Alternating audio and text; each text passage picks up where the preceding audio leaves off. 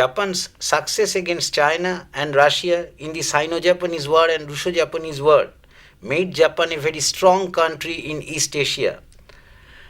Japan established her position in Korea after the Russo-Japanese War, and a protectorate of Japan had been established in Korea. Japanese influence in the Korean government increased, and Japan ultimately disbanded the Korean army, but the Koreans protested.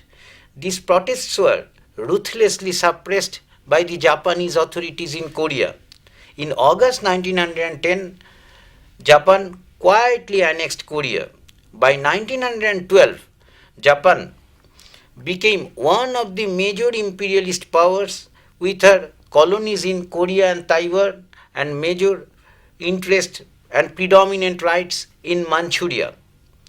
In 1914, Japan entered the First World War as a British ally. In 1915, when the First World War was going on, Japan placed her 21-point program on China. These demands were very much inimical to the Chinese sovereignty and Chinese territorial integrity. But China had to submit because Japan threatened China to resort to force. Thus, Japan, during the First World War, very much increased her influence within China. Furthermore, Japan signed a treaty with China and took away Shantung from China. Japan entered the Versailles Peace Treaty as one of the 5 major victorious powers, and it was the only non-Western country which was treated with full equality in the Peace Treaty of Versailles. The peacemakers of Versailles recognized Japan's seizure of Shantung of China. By 1920, Japan became the strongest power in the Far East. But by this time, the relationship between Japan and America began to deteriorate. In fact, the problem began with the Japanese immigration problem in the USA. Since 1905, a large number of Japanese laborers had been migrating to USA, and there was a commotion in the internal politics of USA. In about 1915 and 16, there was a tremendous pressure on the US government of their citizens, and they wanted that the US government should take some major steps for putting an end to Japanese immigration. But the Russian Revolution of 1917 again brought the two countries closer. In fact, the specter of communism brought them closer, and ultimately, towards the end of 1917, the Landsib-Ishii Treaty had been signed between the USA and Japan. But very soon, this treaty proved to be a burden for the USA. USA wanted to get rid of Japan's aggressive activities in the Far East. And at that time, Great Britain also wanted to get rid of and shake off the responsibility of the Anglo-Japanese alliance which had been signed in 1902. So, at that crucial juncture of the history of Far East, the United States of America convened a conference in Washington in 1921 for discussing the matters relating to the Far East, and then the Washington Conference had been arranged by the USA. Washington Conference, which took place in November 1921 and continued up to February 1922. Harold Vinnock, an eminent historian on the Far East, have aptly remarked that the modern history of Far East served as the background of the Washington Conference of 1921. 9 powers, USA, Britain, Italy, France, Belgium, Holland, Portugal, Japan and China. These 9 powers attended the Washington Conference, and it took place in 1921. There were 3 important treaties in the Washington Conference. The first treaty was the 4-power pact between USA, Great Britain, France and Japan. Through this treaty, these signatories pledged themselves to respect other insular positions and territorial rights in the Pacific region. They also decided that if any dispute had cropped up, they would settle the dispute not by means of war but through negotiations and discussions. It was the first treaty.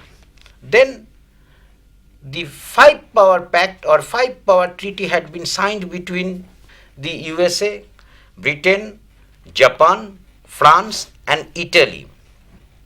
In this Five Power Treaty, the signatories wanted to fix the size of the warships in the Pacific region.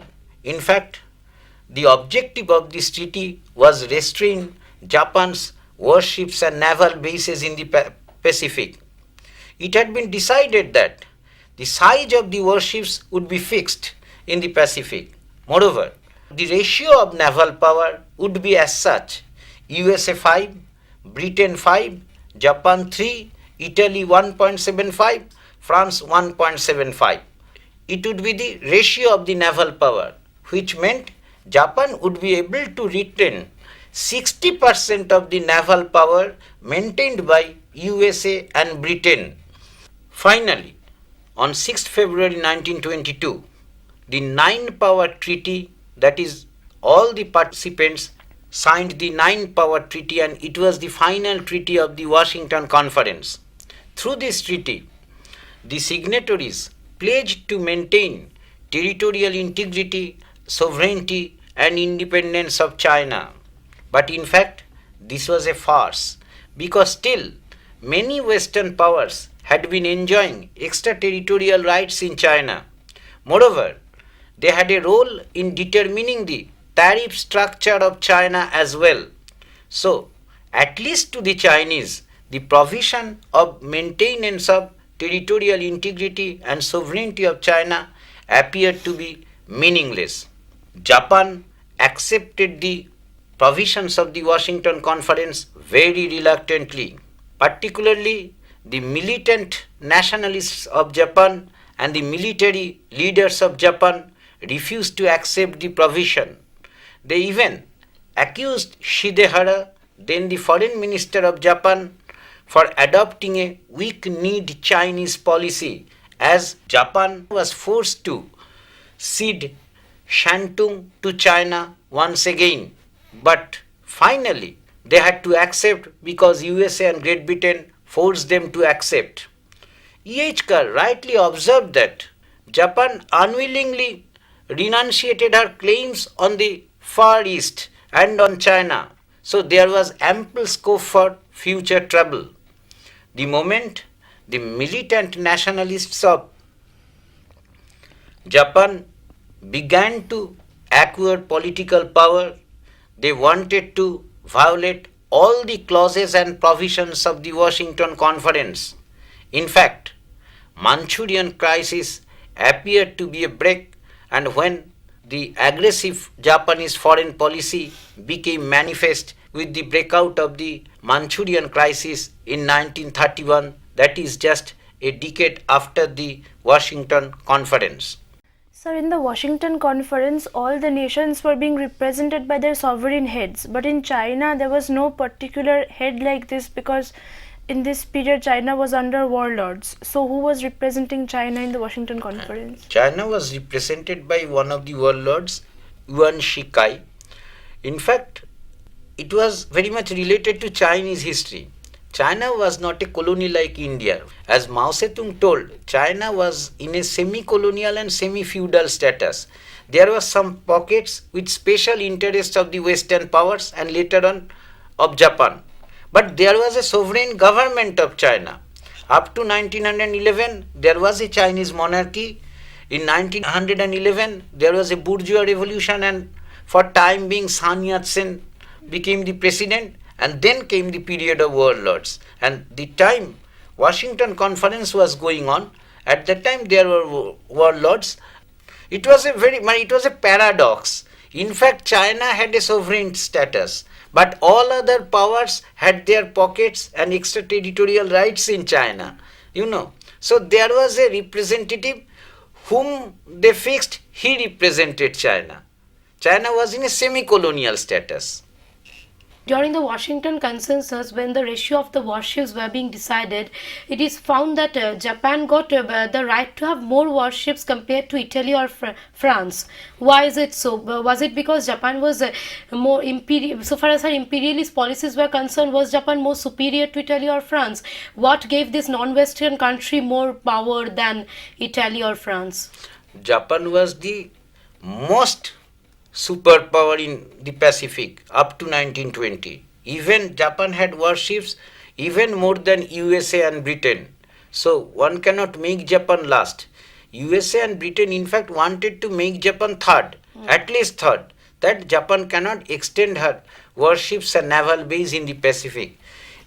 The USA and UK were afraid of Japan in the Far East for her aggressive policy, but not Italian. There was no question of Italy and France. They had very small and it was accepted. Even they could not fulfill what it was specified in the Washington Conference. They had very small naval base, Italy and France. I shall deal with the Manchurian crisis of 1931. From the mid-1920s, there was a perceptible change in the internal policy of Japan. Military leaders of Japan were urging for, they were demanding a share in the political power as well. But still, there were certain moderate military leaders who did not want to disturb the civil governance of Japan. So up to 1929-1930, some balance could be maintained in Japan between the army and the civil administration. But the Manchurian crisis of 1931 shattered this balance. In fact, Japan had her vital interests in Manchuria.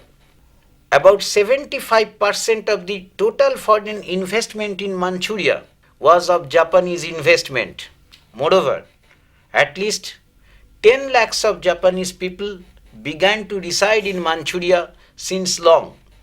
The Treaty of Portsmouth, which had been concluded after the Russo-Japanese War, allowed Japan to station at least 15,000 troops in Manchuria for the protection of South Manchurian railways in Japan, and the headquarters of the Japanese army was situated in Mukden, the capital of Manchuria. These military leaders who were stationed in Manchuria, they had very little link and little relationship with the mainstream Japanese government. They decided to invade Manchuria at any cost.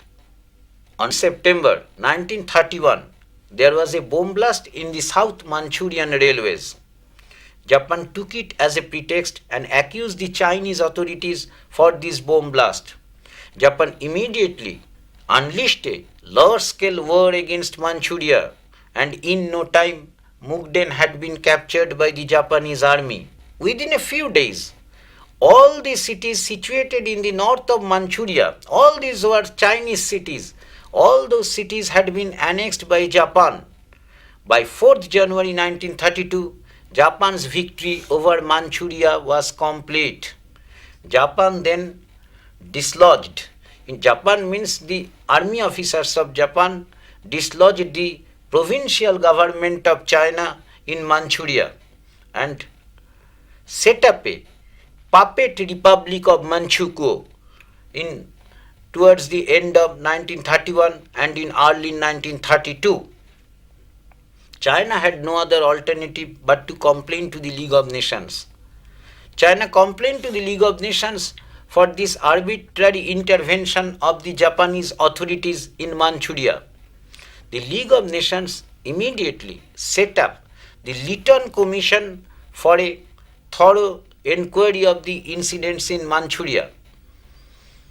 The Lytton Commission began its work in Manchuria from May 1932. In September 1932, the Lytton Commission submitted its report to the League of Nations.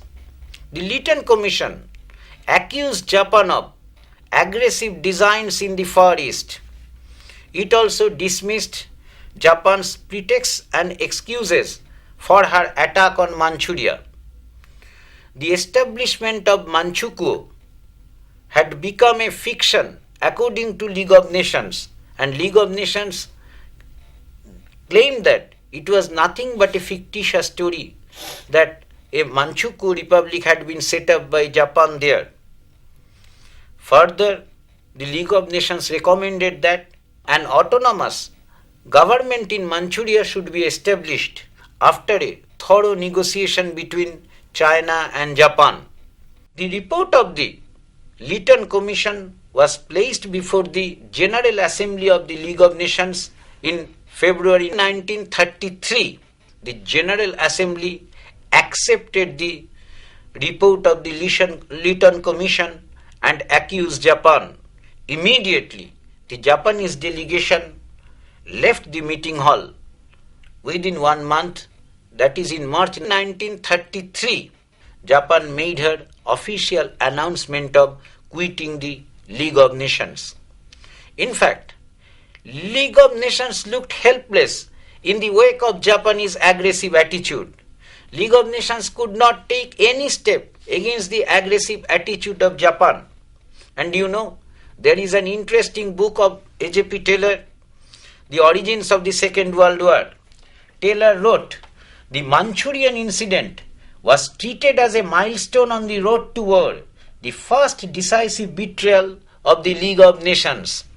According to H. Carr, in his International Relations Between the Two World Wars, Carr observed, the Japanese conquest of Manchuria was one of the most important landmarks in the history of the world since the First World War.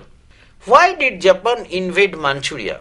In fact, by that time, the economic depression began. Like many other countries, Japan was very badly affected by the worldwide depression of the late 1920s and early 1930s. Many of the Japanese statesmen, and particularly Japanese capitalists and military leaders of Japan, began to believe the world trading system was gradually breaking down. The age of open competition for achieving global market was probably coming to an end. So, Japan should conquer new territories in search of new markets, and Manchuria had been the first step Japan's designs. Japan thought that conquering countries one after another, Japan could get new markets. Japan's economy would be consolidated, unemployment problem would be solved, productivity would be increased, and by this means Japan could give away with social tensions within its country. In fact, the Manchurian crisis appeared to be a landmark not only in the Japan's foreign policy. It is true Japanese expansionism entered a new phase, but in the domestic policy of Japan also there was a serious change with this Manchurian crisis. In May 1933, the Japanese Prime Minister Inukai, the 76-year-old man and at the same time president of the Seijukai political party of Japan, was brutally assassinated by a group of naval officers in Japan. This incident marked the end of parliamentary rule in Imperial Japan. Japan's imperialism and army rule began to reach a new high after the Manchurian crisis. Apart from not recognizing the Manchukuo government set up by the Japanese military leaders, was Japan asked to pay some compensation to Manchuria? And did this demand force Japan to quit the League of Nations? No. League of Nations in fact did nothing. League of Nations just accepted the report of the Lytton Commission. The leaders of the League of Nations, particularly those leaders of Britain and France, they did not even ask Japan that they would take any economic measures, economic sanction against Japan. Nothing was discussed. Before that, the Japanese delegation left the meeting hall, showing arrogance and obstinacy. The League of Nations failed to take any steps. And then Japan, when Japan realized that League was nothing but a helpless organization and could do nothing, Japan announced a decision to quit the League. League did not take the decision. All the decisions regarding Manchukuo, regarding a new government, regarding other things, these were the recommendations of the Lytton Commission. The League just accepted the Lytton Commission, but could not inform Japan anything. Before that, Japanese delegation accepted, left the hall, and they put an end to the entire discussion. Only 2 countries opposed the decision.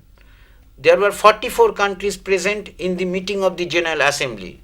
42 countries thought that the Lytton Commission report should be accepted and necessary steps should be taken against Japan. 2 countries opposed, Japan herself and Sham, presently Thailand, because that country was very much dependent on the Japanese military leaders at that time. These 2 countries only opposed. The result was 42 to 2 and accepted by Lytton Commission report was accepted by 42 to 2 votes in the General Assembly of the League of Nations. League of Nations did nothing. A.J.P. Taylor says that main responsibility for the Second World War and for troublemaking was the League leaders. If they could check Japan in 1931 in Manchuria, the Second World War probably could have been avoided. Taylor's view is that it is then blame Hitler, then blame Chamberlain, Daladier and others. First blame the League of Nations, which League of Nations did in 1931. Japan's conquest over Manchuria came at a time when the whole of the Western countries and most of the capitalist countries and even Japan, they were going through this economic slump. So given this fact, did the Japanese industrialists support the Japan's conquest over Manchuria? Yes. In fact, it is a problem of Japan's internal history, not of external history, but very much related with the internal history. By the end of the 1920s and early 1930s, a group emerged in Japan known as the Zaibatsu group. There were 5 big industrial houses, and Mitsui, Mitsubishi, Sumitomo, all these 5 groups formed the Zaibatsu group. The Zaibatsu group was the source of money of these military leaders. They encouraged the military leaders because they thought that by capturing new markets, their goods could be sold. They could get raw material from the fertile areas like enriched areas like Manchuria and other places. They could not believe on the civil government. They thought that the civil governance in Japan, civil administration in Japan was too gentle to make any good for them, to give any good to them. They could not. So at first there was a tacit deal, but from 1934-35 onwards, I don't know who will teach you the internal history of Japan of this period when political parties were going down and military rule was coming very fastly. They were absolutely supported by this Zaibatsu group, and later they had been called the Shinko Zaibatsu in Japan, who financed everything for the military. The state did not give them salary. They wanted to give army the salary. It became a very interesting feature of Japan, the conflict between civil governance and military rule, army rule. And army rule was patronized by financially and by in every way was patronized by the British by the Japanese industrial groups, called Zaibatsu.